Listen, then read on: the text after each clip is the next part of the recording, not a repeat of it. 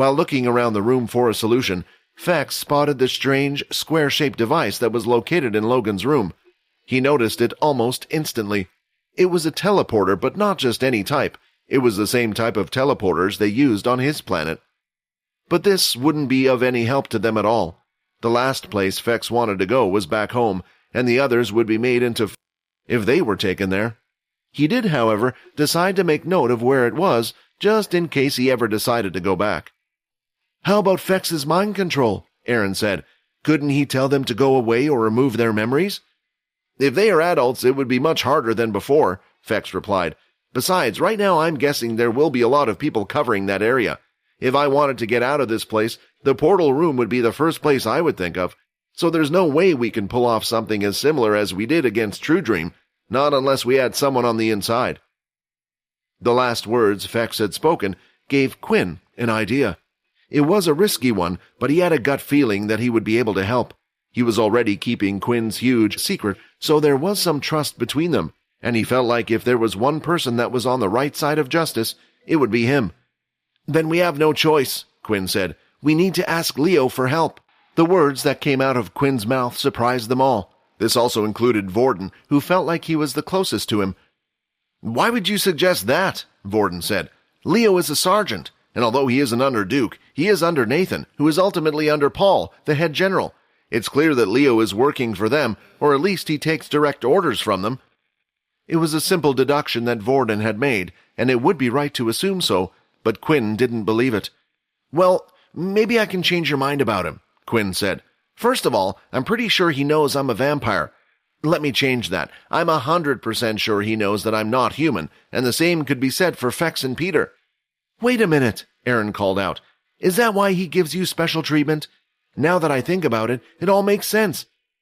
"I'm not sure about that one," Quinn said, letting out a chuckle. "But I'm sure his ability has something to do with it.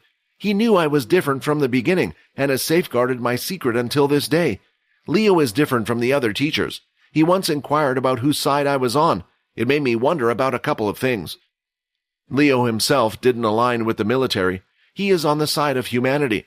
This was what he was checking up on with me that day. As long as there is a threat to humanity, he will protect us."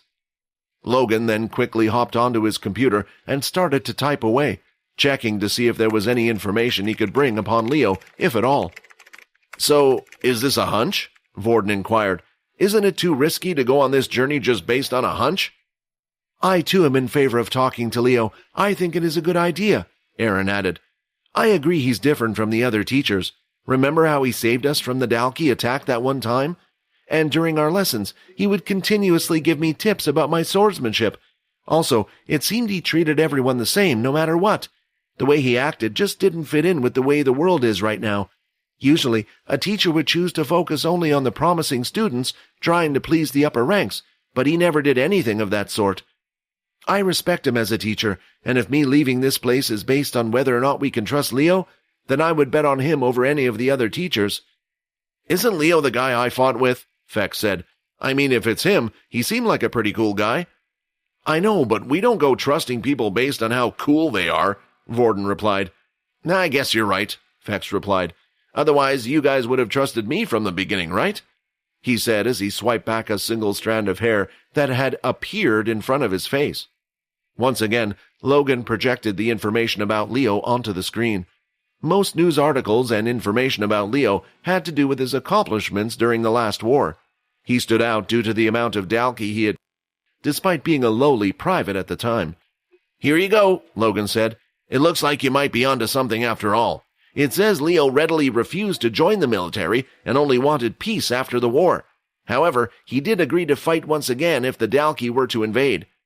At the time, Leo was a bit of a lone wolf who had refused to join any factions, including the Big Four. The military saw this as a chance to grab him up, but it proved difficult. In the end, Leo agreed at a request. He would join as a teacher. Judging by this, it is as you say. Perhaps he isn't as closely aligned with the military as the others here are." It was a risk, and others knew it would be, but if Erin was happy to go through with it, then she should at least have some say in what they were planning to do with her. Suddenly, Logan leapt out of his chair and started to search around his room for some items. He went through crates and crates of stuff until he had finally found what he was looking for. After pulling out the strange-looking object, he went back to his computer to fiddle with a few more things. A bright light emerged from the projector, which used to display the hologram so far. It now displayed a solid wall of green. "Which one of you is the best at acting here?" Logan inquired. The others didn't know who to look at, but eventually they all directed their gaze at Vorden. Even Quinn didn't know why he did this. But based on the numerous ways Vorden could express himself, he felt him to be the perfect fit for the task at hand.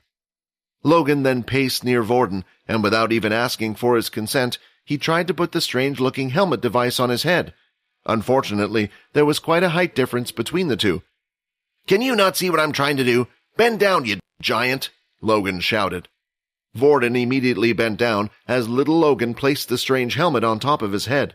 The helmet mainly went around his forehead and had unusual mechanical arms that came outward. "Even if you go to Leo and he agrees to help, the security around everywhere is going to be tough. This is the only thing I can think of which might get them to lower their guard a bit," Logan said. "The strange helmet thing?"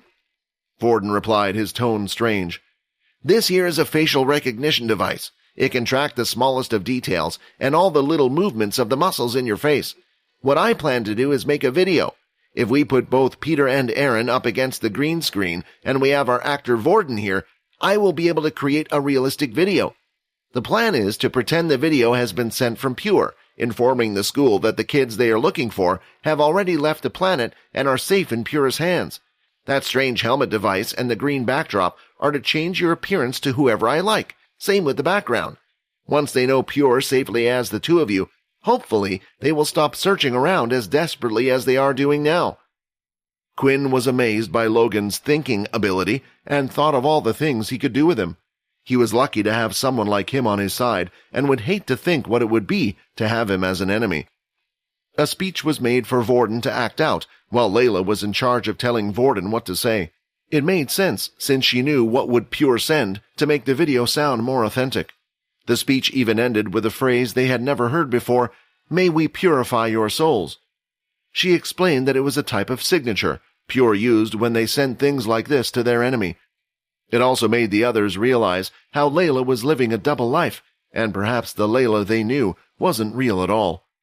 The video was made, and now it was time for them to act. Logan would stay in the room to make sure the file got to the school, while Peter and Erin would remain to hide in the room along with Fex. If an inspection occurred, at most, they would only send 2 people into Logan's room due to his special privileges. As long as that person wasn't overwhelmingly strong in the mind, Fex would be able to clear their memories, as if they never saw anything. Vorden and Quinn would head to Leo and explain the details of what had happened, hoping they would be able to help Erin. While lastly, Layla had her task to do. She had to inform Pure of the plan as well. She was quite nervous about this, as she had broken the rules of Pure and acted on her own. Explaining this meant she would have to receive a punishment. But right now, she didn't care about the consequences. She just wanted her friend Erin to remain safe. "I hope this conversation goes well," Layla thought. Hi, Quinn here. Wondering what happens next? If you want to jump the queue and unleash all episodes, click on the link here and install the Pocket FM app.